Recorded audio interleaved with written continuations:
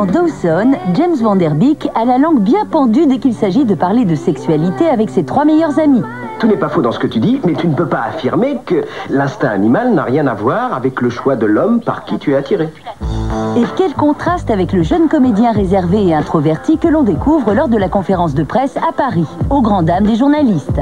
Il est beaucoup moins bavard que son personnage Dawson. C'est ça qui m'a le plus frappé. Ce qui est le plus dur, c'est la promo, car il faut sans cesse répondre aux mêmes questions en essayant à chaque fois de donner un petit côté nouveau.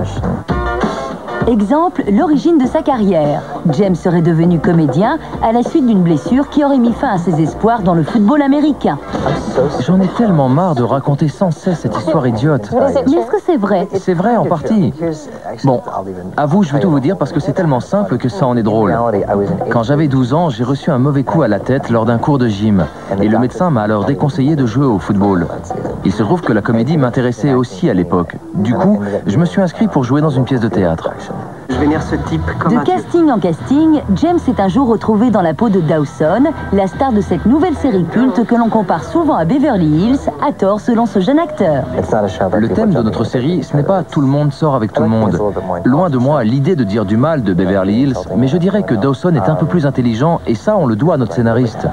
Ce scénariste, auteur entre autres du film Scream, ose en effet aborder de vrais thèmes de société tels que celui assez scandaleux d'une histoire d'amour entre un professeur et son élève. C'est drôle parce que entre le moment où on a tourné et celui où l'épisode a été diffusé, la même histoire s'est réellement passée aux États-Unis. Cette situation est quelque peu taboue, mais ça a rendu le sujet plus crédible. Aujourd'hui, James Van Der Beek est convoité par la presse et adulé par le public. À Paris, il ne passe pas inaperçu, mais ce ne fut pas toujours le cas.